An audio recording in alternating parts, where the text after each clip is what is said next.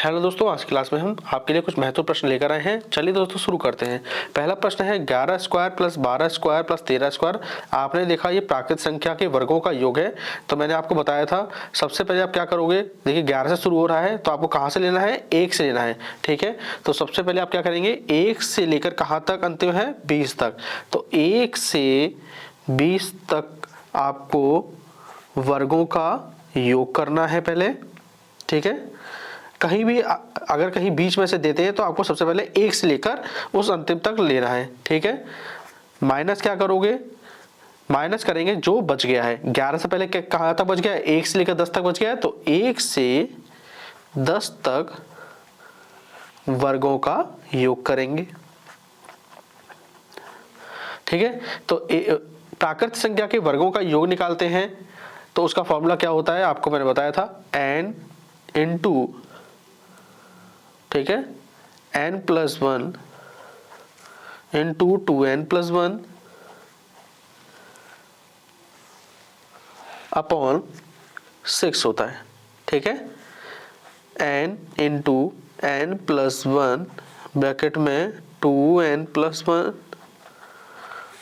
Upon 6। n यहाँ पर क्या है, अंतिम संख्या, n अंतिम संख्या यहाँ पर क्या है, 20, तो यहाँ 20 रख देंगे तो जगह 20, यहाँ 20 और 1 21 गुणा, यहाँ 20 रखेंगे तो 20 दूनी 40 और 1 41 बटे 6 माइनस, यहाँ अंतिम संख्या क्या रखेंगे, यहाँ पे 10, तो 10 रखेंगे, 10 गुणा 10 और 1 11 गुणा 10 दूनी 20 और 1 21 बटे 6, काट लेंगे इन्हें, 2 3 6, ये 10 बार कट गया, ये 3 7 21, 10 7 70, 70 की गुणा 41 से करेंगे तो देखिए क्या आ जाएगा, यहाँ पर ये हो जाएगा आपके 2870 माइनस क्या करेंगे इसको, ये काटे 2 3 6 2 3 6 2 5 10 3 7 21, 7 पन्ना 35, 35 गुणा 11 करेंगे तो कितना हो जाएगा, ये हो जाएगा 385। ठीक है, क्या हो गया 385। अब इसे आप घटा सकते हैं आसानी से, 10 में से 5 गया 5, 16 में से 8 गया 8, 7 में से 3 गया 4 और ये 2, 2485 हमारा आंसर आ गया। ठीक है, क्लियर हो गई बात। चलिए अब अगला प्रश्न देख लेते हैं। आपने देखा यदि 1 स्क्वायर प्लस 2 स्क्वायर या 3 स्क्वायर लगातार है, यानी कि प्राकृत संख्या है, प्राकृत संख्या के वर्ग कहाँ तक जा रहा है, +20 स्क्वायर, उसकी वैल्यू हमें कितनी रखी है, 2870। अब हमें कह रहा है 2 square plus 4 square plus 6 square की हमें वैल्यू बतानी है। तो हम क्या कर सकते हैं, यहाँ पर अगर हम 2 स्क्वायर अगर कॉमन लेते हैं तो देखिए 2 स्क्वायर यहाँ पे आप कॉमन ले लोगे तो यहाँ पे क्या होगा, 2 स्क्वायर कॉमन लिया तो यहाँ 1 स्क्वायर बच गया, 1 स्क्वायर, यहाँ पे क्या बच जाएगा 2 स्क्वायर, यहाँ पर 2 का भाग 6 में देंगे तो 3 स्क्वायर, ठीक है, 2 का भाग 40 में देंगे तो 20 का स्क्वायर। अब देखेंगे आप ध्यान से तो 1 square plus 2 square plus 3 square dot dot dot 20 square तक देखेंगे तो उसकी वैल्यू 2870, तो यहाँ 2870 लिख देंगे और 2 का स्क्वायर हो जाएगा 4, 4 की गुणा कर देंगे, 4 गुणा 2870 करेंगे तो कितना आ जाएगा हमारा 11480 हमारा आंसर आ जाएगा। ठीक है, आपको यहाँ पर केवल 2 स्क्वायर कॉमन लेना था। चलिए अगला प्रश्न देख लेते हैं इसी के साथ। अब ये प्रश्न नंबर 3 क्या कह रहा है, देखिए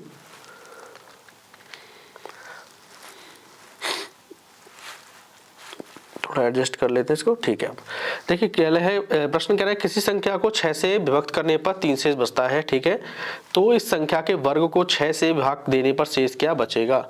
जब भी आपको बोला जाए संख्या के वर्ग को, तो हमेशा आपको क्या करना है, जो शेष दिया है उसी में आपको बदलाव करना होता है। ठीक है, क्या करना है आपको याद रखना है, डायरेक्ट आपको क्या करना है, शेष में बदलाव करना है, बस आपको इतनी बात याद रखनी है ऐसे प्रश्न में। अब देखेंगे यहाँ पे क्या करें, संख्या के वर्ग, तो यानी कि शेष से बदलाव करेंगे, शेष कितना है 3, तो 3 का वर्ग कितना हो जाएगा, ये हो जाएगा 9। अब आगे क्या कह रहा है, 6 से भाग देने पर, अब जिसका आपने वर्ग किया है उसमें 6 का भाग दे देंगे। ठीक है, 9 का भाग 6 में देंगे तो शेष क्या बचेगा, 3 ही तो शेष बचेगा, तो 3 आपका आंसर आ गया। बात क्लियर हो गई, आपको केवल डायरेक्ट शेष में ही बदलाव करना है। ठीक है, चलिए और प्रश्न लेते हैं।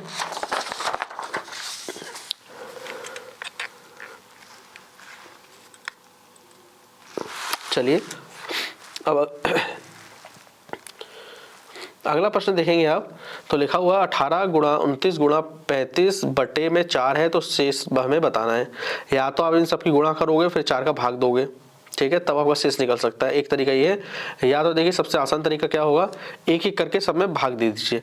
4 का भाग आप 18 में दोगे तो शेष क्या बचेगा, शेष बचेगा 4 चौक 16, शेष बचा 2, शेष बचा 2 लिख लिया इस तरीके से। अब 4 का भाग 29 में देंगे, 4 सत्ते 28, तो 29 में 28 गया तो 1 बचा, शेष बचेगा यहाँ पर 1। 4 का भाग 35 में देंगे तो 4 और 32, यानी कि शेष बच गया 3। अब जो शेष बच गए उनको ले लेंगे, यहाँ से 2 बच गया, गुणा यहाँ से 1 बच गया, 1 गुणा 3 बटे में 4, ठीक है। बात करिए 3 का नाम 3, 3 दूनी 6, 6 बटे 4, अभी भी देखिए भाग जा सकता है, ठीक है। अब 4 का भाग 6 में देंगे तो कितनी बार जाएगा, 1 बार जाएगा, शेष कितना बचेगा, शेष बचेगा 2, ठीक है। तो 2 ही आपका आंसर होगा इसमें,